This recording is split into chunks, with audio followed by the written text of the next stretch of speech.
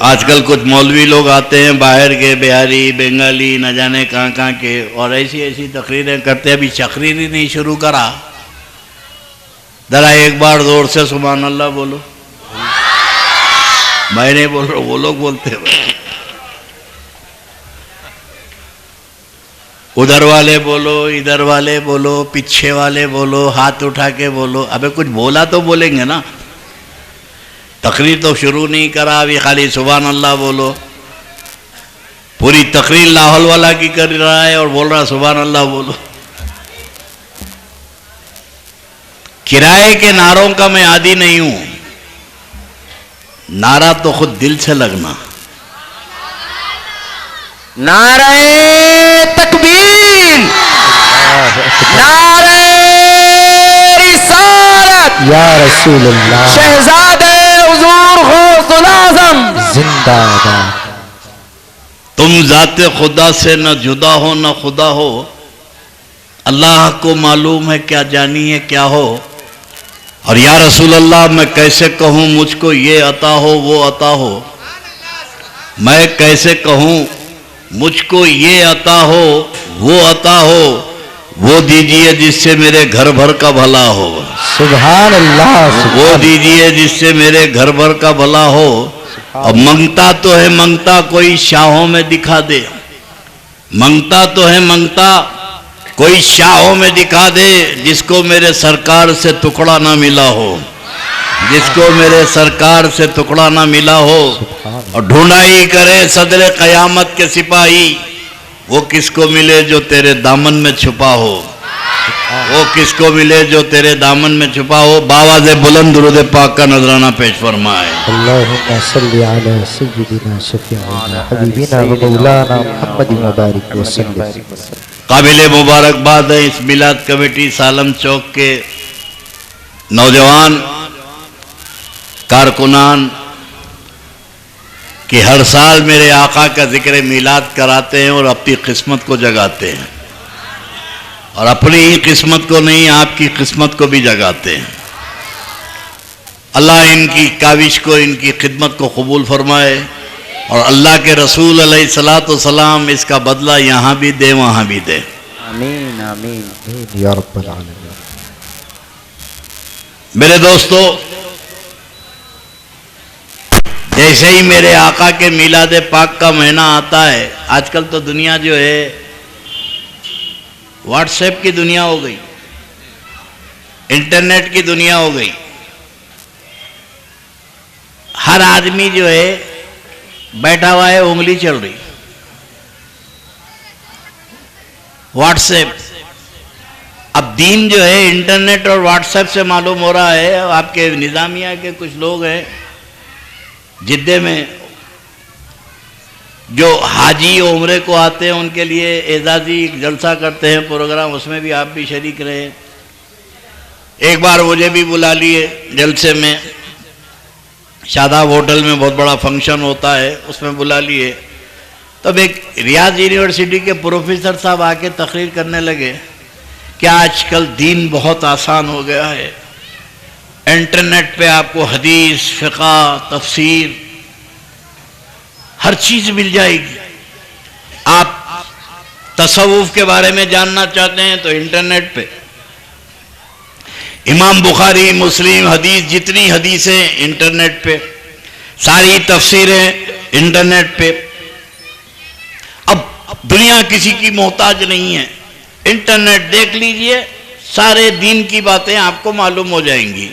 اب لوگ بھی بیٹھے ہوئے تھے، واہ واہ واہ واہ کیا بات ہے. صدارتی تقریر میری تھی تو میں نے کہا یہ پروفیسر صاحب جو ریاض یونیورسٹی کے ہیں بڑی اچھی بات بولے. انٹرنیٹ پہ حدیث ہے، تفسیر ہے، فقہ ہے، سارے اسلام کے علوم انٹرنیٹ پہ اویلیبل ہے، دستیاب ہے. دین بہت آسان ہو گیا. تو بولا پھر آپ ریاض یونیورسٹی میں کیا کر رہے ہیں، اس کو بند کرا کے آ جائیے. بھئی ہر چیز ابھی انٹرنیٹ پہ ہے تو پھر آپ ریاض میں یونیورسٹی میں کیا کر رہے ہیں آپ. انٹرنیٹ پہ تو پورا انجینئرنگ کا سیلیبس بھی ہے، انٹرنیٹ پہ میڈیکل کا بھی پورا سیلیبس ہے، انٹرنیٹ پہ جو ہے پورے لا کی کتابیں ہیں، وکالت کی کتابیں ہیں، انٹرنیٹ پہ ایٹم بم بنانے کا بھی فارمولا ہے، ہر چیز انٹرنیٹ پہ آپ کو مل جاتی ہے۔ کیا کوئی انٹرنیٹ کو دیکھ کے ڈاکٹر بن جائے گا؟ بولو بھائی، کیا انٹرنیٹ کو دیکھ کے کوئی ڈاکٹر بنے گا؟ انٹرنیٹ کو دیکھ کے کوئی انجینئر بن سکتا ہے؟ کوئی انٹرنیٹ پہ پہن کے کالا گون پہن کے کورٹ کو چلا گیا تو وکیل بولا آپ کی ڈگری کہاں سے؟ بولے انٹرنیٹ، میں انٹرنیٹ پہ پڑھ لیا۔ تو جج بولے گا اس کو دھکے دے کے باہر نکالو، بولے۔ تو پتا چلا کہ جب انٹرنیٹ سے تو انجینئر نہیں ہو سکتا، انٹرنیٹ سے تو ڈاکٹر نہیں ہو سکتا، لائر نہیں ہو سکتا، سائنٹسٹ نہیں ہو سکتا، تو انٹرنیٹ سے عالم کیسے ہو جاتا ہے؟ علم ایک الگ چیز ہے، ورنہ خالی انٹرنیٹ تو جامعہ نظامیہ بھی بند ہو جاتا، دیوبند، بریلی، جتنے مدرسے ہیں سب بند ہو جاتے۔ بیٹھو انٹرنیٹ پہ دیکھ لو۔ تو آج دنیا کی جو تباہی ہوئی ہے، جو لادینیت اور بے دینیت اور وہابیت یہ جو پھیل رہی ہے، اس کا سب سے بڑا رول انٹرنیٹ پہ۔ اب جیسے ہی میلاد النبی کا مہینہ آتا، ابھی چاند نہیں ہوا یہ کتے بھونکنے لگتے۔ یہ جتنے وہابی ہیں، ہم کو میرے نبی کے میلاد کا انتظار ہے، ان کو بھونکنے کا انتظار ہے۔ انتظار تو وہ بھی کر رہے ہیں، انتظار ہم بھی کر رہے ہیں، ہم خوشیاں منانے کے لیے یا ماتم منانے کے لیے۔ ابھی میں مدراس میں تھا 4 دن پہلے، تو لوگ لا کے بتائے وائرل انٹرنیٹ پہ، بولا کہ اگر میلاد النبی کی اتنی اہمیت ہوتی، میلاد منانا اتنا ہی اہم ہوتا، تو قرآن میں کیوں نہیں ہے اس کا ذکر؟ میلاد منانے کا ذکر قرآن میں کیوں نہیں ہے؟ اللہ حکم دے دیتا نبی کی میلاد مناؤ، جھنڈیاں لگاؤ، خوشی مناؤ، لائٹنگ کرو۔ اللہ نے تو قرآن میں کہیں نہیں کہا، مگر یہ بدعتی جو لائٹ لگاتے ہیں، جھنڈیاں لگاتے ہیں، خوشی مناتے ہیں، جو اللہ نہیں بولا یہ لوگ کیوں کرتے ہیں؟ یہ آج کل وائرل ہو رہا ہے۔ ایک صاحب نے مجھ سے کہا، مدراس میں ڈاکٹر ہے، حضرت یہ بڑے تنگ کر دے رہے ہیں لوگ، یہ کہہ رہے ہیں کہ میلاد النبی کا ذکر قرآن میں کیوں نہیں ہے؟ اللہ کیوں نہیں بولا؟ اللہ بولتا، اگر ضروری ہوتا تو اللہ فرما دیتا قرآن میں۔ تو میں نے جواب دیا کہ دیکھو بھائی، ہر پیغمبر کو 2 گروپ ملے۔ کتنے؟ بولیے۔ ہر پیغمبر کو 2، مسلمان، کافر۔ ہر نبی کو 2 ملے، مسلمان، کافر، مگر ہمارے نبی کو 3 ملے۔ سید الانبیاء تھے، ہمارے نبی کو 3 ملے، مسلمان، کافر، منافق۔ ذہن میں رکھو، 3 پارٹیاں ملے، مسلمان، کافر اور منافق۔ کافر وہ ہے جو نبی کی رسالت اور نبوت توحید کا انکار کرا، مشرک ہے۔ مسلمان وہ ہے جو رسول اللہ کی رسالت پر اور آخرت پر، خدا کی توحید پر ایمان لایا۔ پھر یہ منافق کہاں سے بیچ میں ٹپکے؟ یہ کیا کرتے تھے منافقین؟ توجہ، تم کو میسج دے رہا ہوں، آج کی تقریر اگر تم دماغ میں لے لو، بٹھا لو، فیٹ کر لو، تو اگر کوئی میلاد پاک مصطفیٰ کے خلاف کوئی بولا تو سمجھ جانا کہ یہ تیسرا گروپ ہے، یہ تیسرا گروپ ہے۔ نہ یہ مسلمان ہے، نہ یہ مشرک ہے، یہ منافق ہے۔ تو منافق کس کو کہتے ہیں؟